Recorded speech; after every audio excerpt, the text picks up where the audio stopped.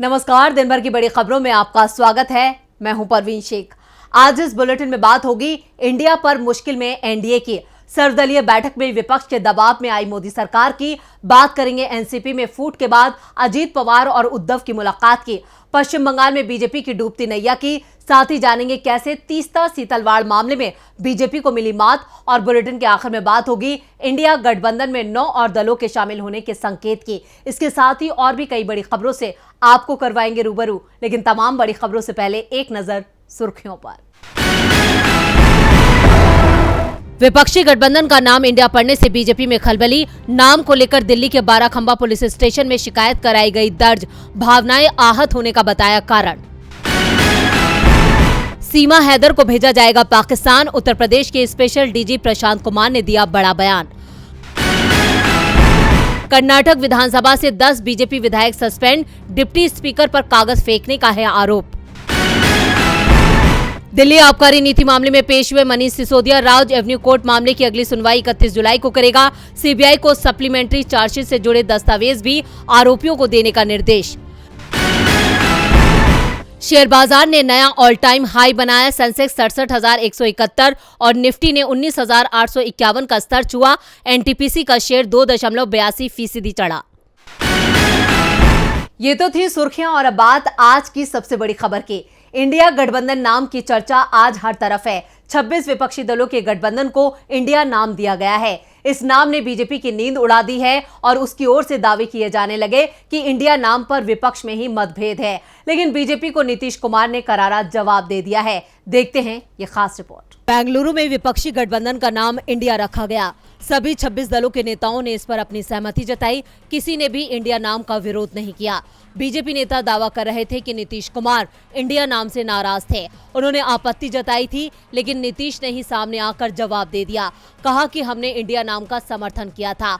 हमने जो भी सुझाव दिए वो सभी माने गए। साफ है, नीतीश कुमार को इंडिया नाम पर कोई परेशानी नहीं थी। बीजेपी नेताओं की जरूर परेशानी दिखाई दे रही है। दरअसल विपक्षी दलों की जब पटना में बैठक हुई तो 2 चीजें साफ हो गई थी। पहली, दूसरी बैठक में विपक्षी गठबंधन का नाम तय किया जाएगा और दूसरा, इसमें इंडिया और भारत का जिक्र जरूर होगा। और बेंगलुरु की बैठक के दौरान ममता बनर्जी ने गठबंधन का नाम इंडिया रखे जाने का प्रस्ताव दिया।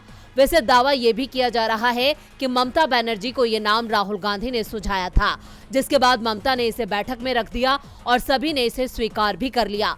बाद में राहुल गांधी ने इंडिया का मतलब Indian national developmental inclusive alliance यानी भारतीय राष्ट्रीय विकासात्मक समावेशी गठबंधन बताया। दरअसल नाम में डी अक्षर को लेकर चर्चा हुई कि डेमोक्रेटिक शब्द रखा जाए या फिर डेवलपमेंट, और पार्टियों ने डेवलपमेंटल शब्द रखने पर सहमति जताई। विपक्षी दलों की बैठक में तो किसी ने भी गठबंधन का नाम इंडिया रखने का विरोध नहीं किया। हाँ, बीजेपी को जरूर इस नाम से परेशानी हो रही है और वो इसका विरोध कर रहे हैं। इसे लेकर शिवसेना यूबीटी के सांसद संजय राउत ने जवाब देते हुए कहा, इंडिया नाम पर विवाद करने वाले देशभक्त नहीं हैं। वहीं आप नेता संजय सिंह ने कहा, startup India, make in India, ये नाम तो मोदी जी ने और उनकी सरकार ने दिए हैं। मोदी जी तो अंग्रेज नहीं हैं, फिर उन्होंने इंडिया का नाम क्यों जोड़ा।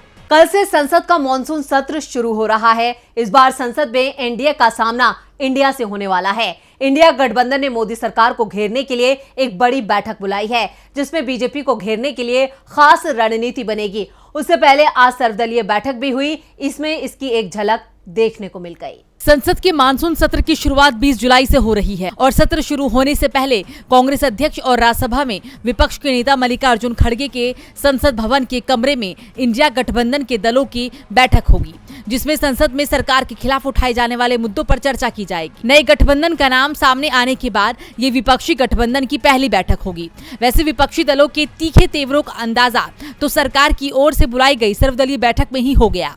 राजनाथ सिंह की अध्यक्षता में हुई बैठक में सरकार ने सदन चलाने में विपक्ष का सहयोग मांगा, तो विपक्ष की ओर से भी साफ कर दिया गया कि वो भी चाहते हैं कि सदन में चर्चा हो। कांग्रेस नेता अधीर रंजन चौधरी ने कहा कि ताली दोनों हाथों से बजती है। अगर सरकार चाहती है कि संसद चले तो उसे विपक्ष के मुद्दों को जगह देनी चाहिए।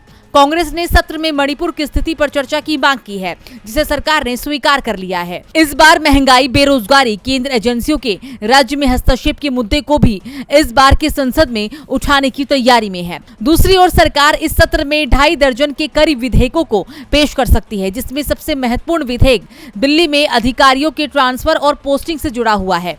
दरअसल सुप्रीम कोर्ट ने अधिकारियों के ट्रांसफर के अधिकार दिल्ली सरकार को दे दिए थे, जिसे अध्यादेश के जरिए केंद्र सरकार ने पलट दिया।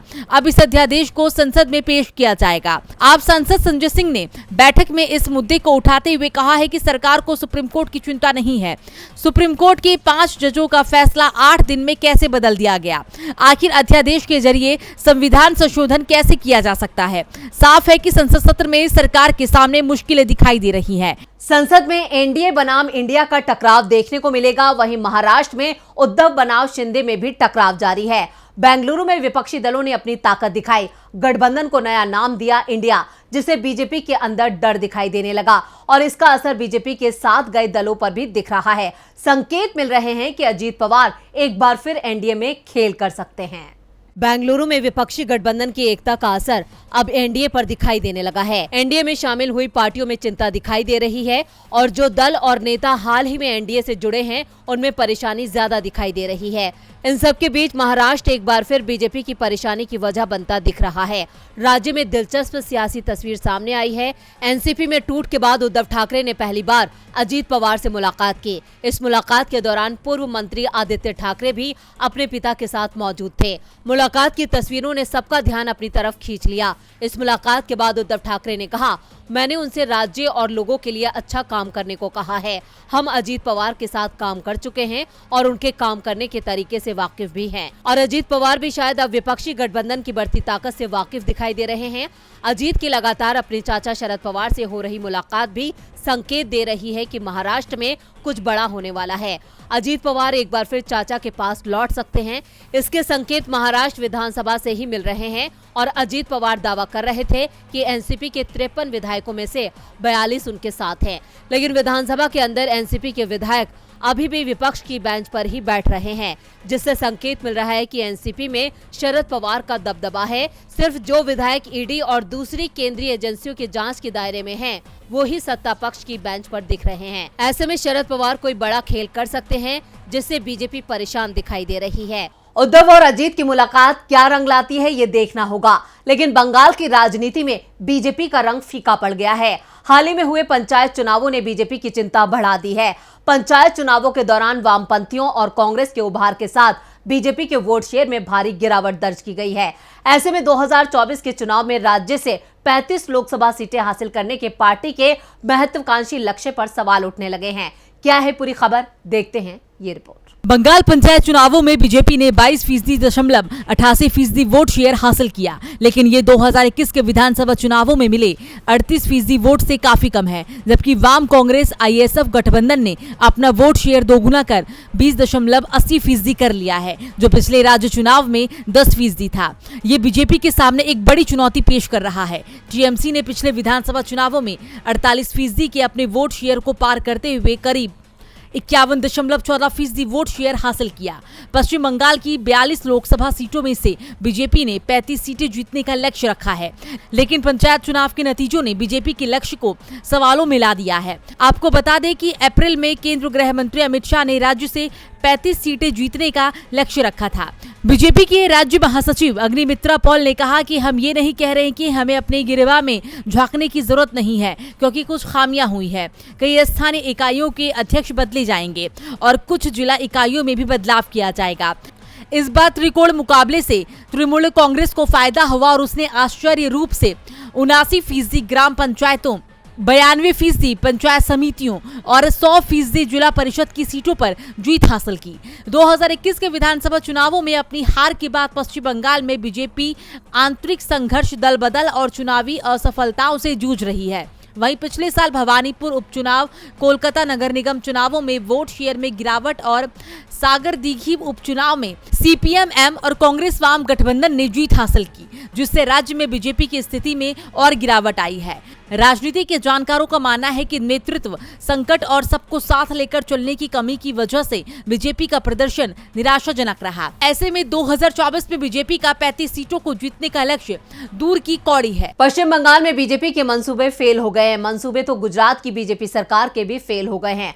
सामाजिक कार्यकर्ता तीस्ता सीतलवाड़ को सुप्रीम कोर्ट से बड़ी राहत मिली है। शीर्ष अदालत ने उन्हें नियमित जमानत दे दी है। इसी के साथ सुप्रीम कोर्ट ने आदेश दिया कि सीतलवाड़ मामले में गवाहों को प्रभावित करने की कोई कोशिश नहीं करेंगी और उनसे दूर रहेंगी। यह आदेश बीजेपी सरकार के लिए किसी बड़े झटके से कम नहीं है। साल 2002 में गुजरात में जो हंगामा बरपा, उसे लेकर अब तक देश में बहस होती है। कोई कहता है कि इसके लिए बीजेपी सरकार दोषी है, तो वहीं बीजेपी सरकार अपना पल्ला झाड़ते हुए इस मामले में सामाजिक कार्यकर्ताओं से लेकर विपक्ष को फंसाती है। उनमें से एक नाम सामाजिक कार्यकर्ता तीस्ता सीतलवाड़ का भी है, जिस पर तत्कालीन राज्य सरकार को अस्थिर करने के लिए कोर्ट ने बनावटी सबूत पेश करने का आरोप लगा है। सरकार तीस्ता की गिरफ्तारी की तैयारी कर रही थी, लेकिन अब उन्हें राहत मिली है। शीर्ष अदालत ने उन्हें नियमित जमानत दे दी है। इसी के साथ सुप्रीम कोर्ट ने गुजरात हाई कोर्ट के उस आदेश को भी रद्द कर दिया जिसमें उनकी नियमित जमानत खारिज कर दी गई थी और उन्हें तुरंत आत्मसमर्पण करने के लिए कहा गया था। दरअसल 1 जुलाई को गुजरात हाई कोर्ट ने तीस्ता की नियमित जमानत रद्द कर उनसे सरेंडर करने के लिए कहा था। सुप्रीम कोर्ट ने उसी दिन इस पर रोक लगा दी थी और अब बुधवार को उन्हें नियमित जमानत दे दी गई। सुप्रीम कोर्ट ने कहा चूंकि चार्जशीट दायर की जा चुकी है और उनकी हिरासत में पूछताछ भी पूरी हो चुकी है, इसलिए उन्हें जमानत दी जानी चाहिए। इसी के साथ ही सुप्रीम कोर्ट की बेंच ने कहा कि सीतलवाड़ को 2 सितंबर 2022 से लगातार जमानत पर माना जाएगा। साथ ही ये भी कहा कि वो किसी भी गवाह को प्रभावित नहीं करेंगी। अब कोर्ट का ये आदेश बीजेपी सरकार और गुजरात पुलिस के लिए झटका है, क्योंकि वो जमानत का विरोध कर रही थी, लेकिन अब कोर्ट ने उन्हें राहत दी है। गुजरात की बीजेपी सरकार को सुप्रीम कोर्ट ने जोर का झटका दिया है। वहीं मध्य प्रदेश में कांग्रेस ने बीजेपी को झटका देने की तैयारी कर ली है। मध्य प्रदेश में बीजेपी नेताओं के दौरे शुरू होने के बाद अब राज्य में कांग्रेस की रैलियों का सिलसिला भी शुरू हो गया है।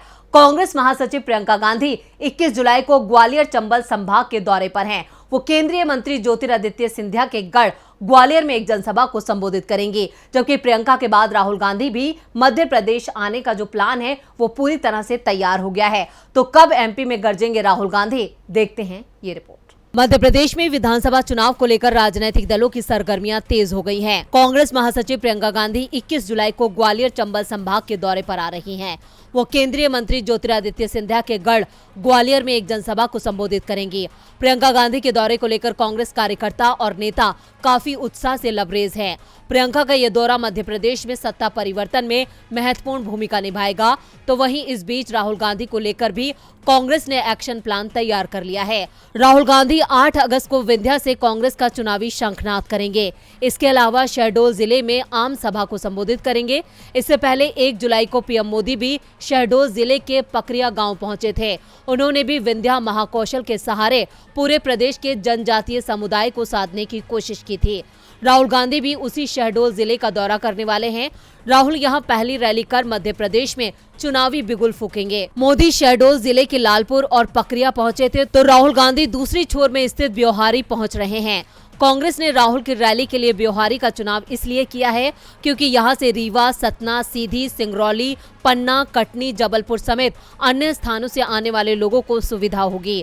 कांग्रेस की माने तो राहुल गांधी शहडोल के ब्योहारी में सबसे पहले बजरंगबली का दर्शन करेंगे। स्थानीय मंदिर में पूजा अर्चना कर आम सभा को संबोधित करने ब्योहारी सभा स्थल पहुंचेंगे। शहडोल जिला आदिवासी बहुल्य जिला है। यहाँ 8 विधानसभा सीटें हैं। शहडोल के जिस ब्योहारी में राहुल गांधी जनसभा करने जा रहे हैं, वहां से रीवा, सीधी, सिंगरौली भी नजदीक है। इसके अलावा शहडोल के बाजू से डिंडोरी और मंडला, जो कि आदिवासी बहुल इलाका है, ये भी करीब है। ऐसे में इस सभा का दूर तलक असर हो सकता है, जिसका सीधा फायदा चुनावों में कांग्रेस को होगा। और बुलेटिन के आखिर में बात मजबूत होते इंडिया गठबंधन की। 18 जुलाई को बेंगलुरु में विपक्षी गठबंधन, जिसे इंडिया नाम दिया गया, उसकी बैठक में 26 राजनीतिक दल जुटे। तो दिल्ली में एनडीए की बैठक में 38 पार्टियों के नेता दिखाई दिए। वैसे एनडीए की बैठक में जो 38 दल जुटे थे, उसमें से 25 तो संसद में उपस्थित तक नहीं हैं। लेकिन इसके बीच 9 बड़ी राजनीतिक पार्टियां अभी भी बची हैं, जो किसी भी खेमे में शामिल नहीं हैं। तो ये दल किस खेमे में हो सकते हैं शामिल, देखते हैं ये रिपोर्ट। लोकसभा चुनाव से पहले अब दो खेमे तैयार हो गए हैं। एक सत्ताधारी बीजेपी के नेतृत्व में एनडीए का, तो दूसरी ओर विपक्षी दलों का गठबंधन यानी इंडिया। 2024 में इन दोनों गठबंधनों के बीच कांटे का मुकाबला माना जा रहा है, लेकिन अभी भी कुछ राजनीतिक दल किसी भी गठबंधन में शामिल नहीं हुए हैं। जिन दलों पर दोनों ही गठबंधनों की नजर है, उनमें सबसे पहले नाम बीएसपी का है। बीएसपी के लोकसभा में यूपी के 10 सांसद हैं। इसके अलावा पार्टी का एमपी, राजस्थान, छत्तीसगढ़, बिहार, दिल्ली, उत्तराखंड में भी असर है। लेकिन मायावती ने अभी तक फैसला नहीं किया है कि वो किस दल के साथ जाएंगी। बीएसपी के बाद दूसरी महत्वपूर्ण पार्टी है बीजेडी। 24 साल से ओडिशा की सत्ता पर काबिज नवीन पटनायक की पार्टी के सामने सबसे बड़ी चुनौती बीजेपी से है। ओडिशा में लोकसभा की 21 सीटें हैं। ओडिशा की तरह आंध्र प्रदेश की सत्ताधारी पार्टी वाईएसआरसीपी ने भी अभी तक अपने पत्ते नहीं खोले हैं। इस समय आंध्र के सीएम जगनमोहन रेड्डी की पार्टी के पास राज्य की 25 में से 22 सीट है। आंध्र के अलावा तेलंगाना में भी इस दल का प्रभाव माना जाता है। इसी राज्य की मुख्य विपक्षी पार्टी तेलुगु देशम ने भी अभी तक ये तय नहीं किया है कि वो एनडीए या इंडिया किसके साथ जाएगी। 2019 में टीडीपी विपक्षी गठबंधन के साथ थी, लेकिन इस बार एन चंद्रबाबू नायडू ने अभी तक कोई फैसला नहीं किया है। आंध्र से अलग होकर बने तेलंगाना के सत्ताधारी बीआरएस भी दोनों गठबंधनों से दूरी बनाए हुए है। 6 महीने पहले तो बीएसपी प्रमुख और तेलंगाना के सीएम के चंद्रशेखर राव खुद ही विपक्षी मोर्चा तैयार करते दिख रहे थे, लेकिन अब वो अपनी राय में संघर्ष कर रहे हैं। केसीआर किस मोर्चे में जाएंगे, ये तेलंगाना विधानसभा चुनाव के बाद तय हो सकता है। इसी तरह कर्नाटक के मैसूर रीजन में जबरदस्त पकड़ रखने वाली जेडीएस और पंजाब की प्रमुख पार्टियों में शामिल अकाली दल भी अभी तक किसी गठबंधन में शामिल नहीं हुई है। एआईएमआईएम चीफ और हैदराबाद से सांसद असदुद्दीन ओवैसी विपक्षी गठबंधन में शामिल होने को तैयार हैं, लेकिन उन्हें अभी तक इसका न्योता ही नहीं दिया गया है। तो कुछ ऐसी ही हालत असम से सांसद और एआईयूडीएफ चीफ बदरुद्दीन अजमल की है। ऐसे में इन दलों की आगे की रणनीति भी एनडीए और इंडिया गठबंधन पर जरूर असर डाल सकती है। आज इस बुलेटिन में इतना ही। देखते रहिए डीबी लाइव। नमस्कार।